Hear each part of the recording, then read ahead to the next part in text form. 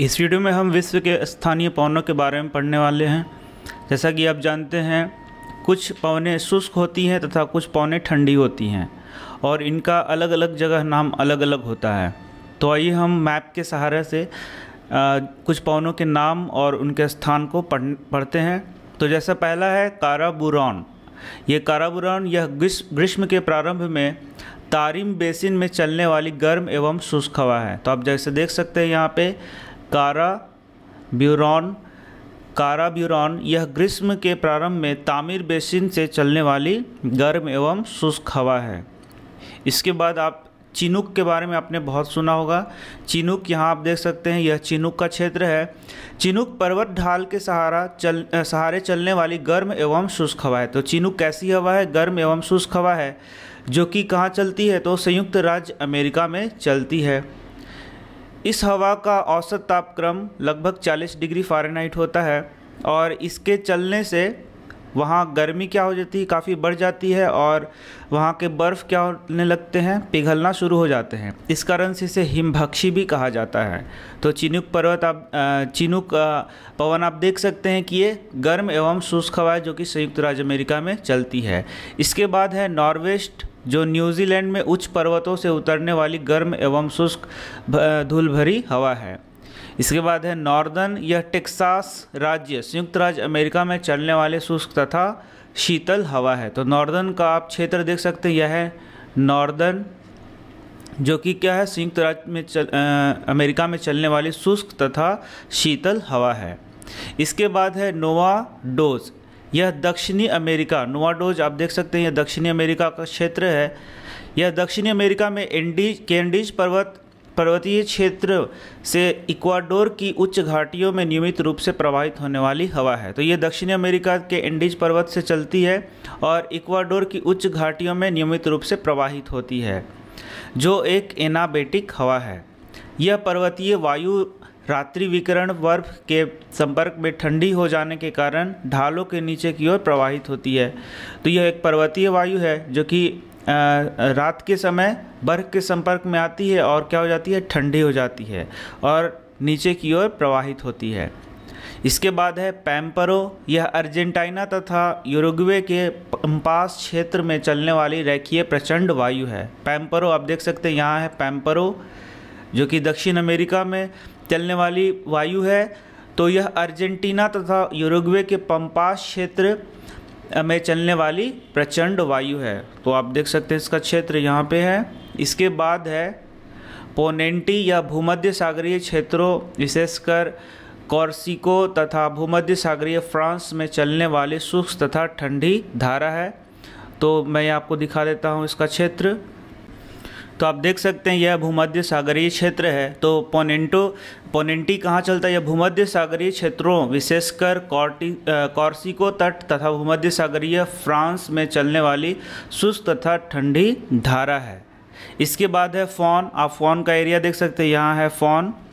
तो फॉन आल्प पर्वत के उत्तरी ढाल के नीचे उतरने वाली गर्म एवं शुष्क हवा है। फॉन क्या है?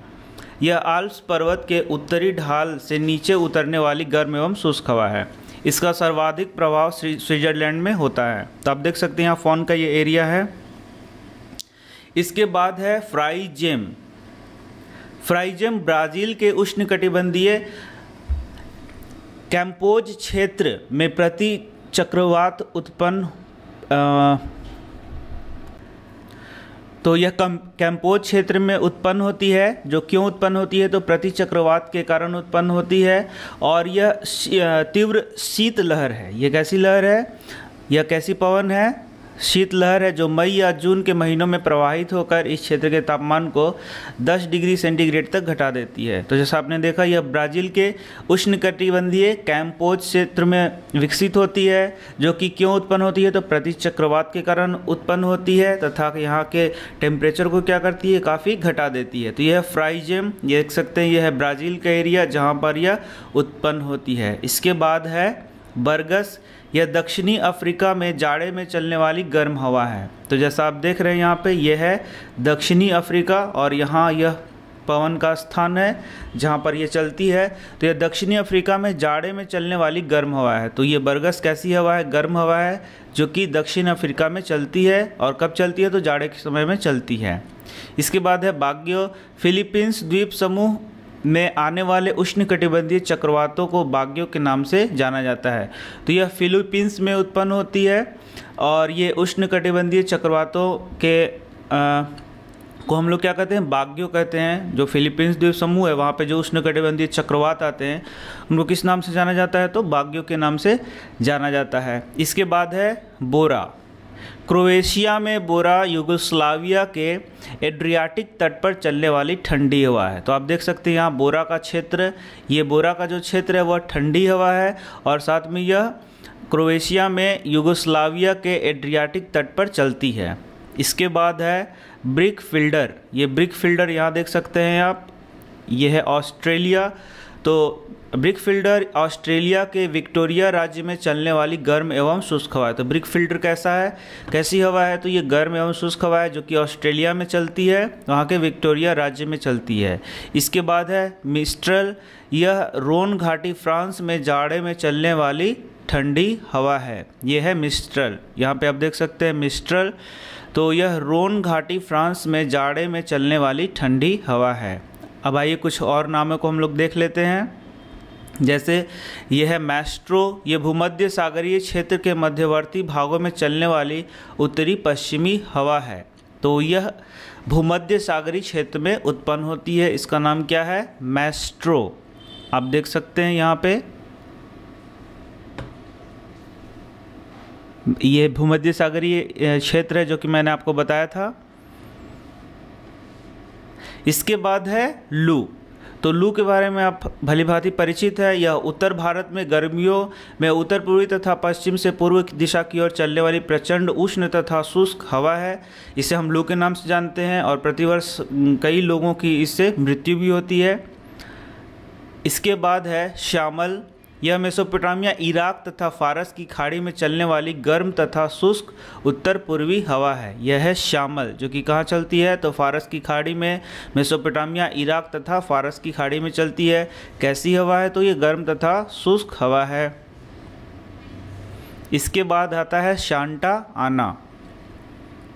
शांटा आना दक्षिण कैलिफोर्निया में शांटा आना पवन दक्षिण कैलिफोर्निया राज्य संयुक्त राज्य अमेरिका में घाटी में चलने वाली गर्म तथा शुष्क हवा है। देख सकते हैं शांटा आना गर्म तथा शुष्क पवन है जो कि दक्षिणी कैलिफोर्निया में चलती है और यह संयुक्त राज्य अमेरिका की पवन है।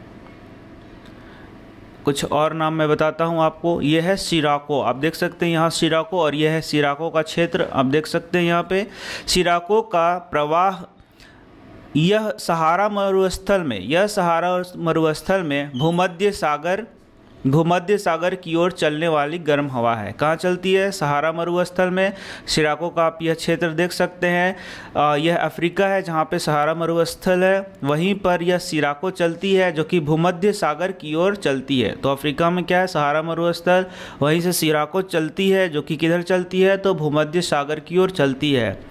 सहारा मरुस्थल से इटली में प्रवाहित होने वाली सिराको हवा बालू के कण से युक्त होती है। जैसा आप जानते हैं कि सहारा मरुस्थल है तो मरुस्थलीय क्षेत्र में बहुत ज़्यादा बालू होता है, तो वहाँ यह जो हवा चलती है अपने साथ बालू के कणों को लेकर चलती है। तथा सागर पहले तो ये इसमें बालू के कण होती हैं, तथा जब ये सागर से पार होने लगती है तो अपने साथ नमी भी धारण कर लेती है। तो अब देख लीजिए यहाँ पे क्या हो गया? नमी हो गया प्लस बालू भी हो गया। इसके बाद यह इटली में वर्षा करती है। तो यह जब आप जानते हैं कि जब हवा अपने साथ पानी के कणों को ले जाती है तो क्या कराती है? वर्षा कराती है। तो आप यहाँ देख रहे हैं कि यह जो हवा है बालू के कणों को अपने साथ ले जा रही है, साथ साथ नमी को भी ले जा रही है, तो यह बारिश ही कराएगी। तो कहाँ बारिश कराती है? इटली में बारिश कराती है। कौन सी हवा? सिराको हवा। और इस कारण से इन बालू के कणों के कारण वर्षा की बूंदें लाल हो जाती है। इस प्रकार की वर्षा को इटली में रक्त की वर्षा भी कहा जाता है। ये बहुत ही इम्पॉर्टेंट है। इसके बाद हम लोग देख लेते हैं नेक्स्ट पॉइंट के बाद, ये देख रहे हैं आप हबूब। ये सारा इलाका अफ्रीका का है। हबूब उत्तर एवं उत्तरी पूर्वी सूडान विशेषकर खार्तूम के समीप चलने वाली एक प्रकार की धूल भरी आंधी है। तो आप देख सकते हैं यहाँ पे ये हबूब का क्षेत्र है जो कि धूल भरी आंधी है, जिसके कारण दिखाई देना भी कम हो जाता है तथा कभी कभी तड़ित झंझावात के साथ भारी वर्षा भी होती है। तो ये धूल भरी आंधी के कारण बारिश भी होती है। यह कौन सा क्षेत्र है? हबूब का क्षेत्र है। यह विशेषकर मई तथा सितंबर के महीनों में दोपहर के बाद चलती है। अब आइए आगे कुछ और पवनों के नाम देख लेते हैं, और ये है हरमट्टम। यह सहारा मरुस्थल के उत्तरी, अब देखिए हम लोगों ने सहारा मरुस्थल को देखा कि यहाँ पे सहारा मरुस्थल है और यहीं पे है हरमट्टम। तो आप देख सकते हैं यह सहारा मरुस्थल के उत्तर पूर्वी दिशा में चलने वाली गर्म तथा शुष्क हवा है। हरमट्टम कैसी हवा है? गर्म तथा शुष्क हवा है। गिनी तट पर इस हवा को डॉक्टर वायु के नाम से भी जाना जाता है। तो ये हरमट्टम है जिसको गिनी तट पे डॉक्टर वायु के नाम से भी जाना जाता है। ये प्रोनाउंस थोड़ा अलग अलग जगह अलग अलग लिखा हुआ है, तो आप इसे देख लेंगे के नाम से भी जाना जाता है, क्योंकि यह वायु इस क्षेत्र के निवासियों को आर्द्र मौसम से राहत दिलाती है। इसीलिए इसे हम लोग क्या कहते हैं? डॉक्टर पवन भी कहते हैं। तो मुझे उम्मीद है कि इस वीडियो से आपको काफ़ी सारा इन्फॉर्मेशन मिला होगा। तो आप हमारे चैनल को खोलें, वहाँ के उसमें बहुत सारे प्लेलिस्ट मैंने बनाए, उसे खोलें और आपको बहुत इंपॉर्टेंट जानकारियाँ मिलेंगी। तो हम मिलते हैं नेक्स्ट वीडियो में, तब तक के लिए गुड बाय।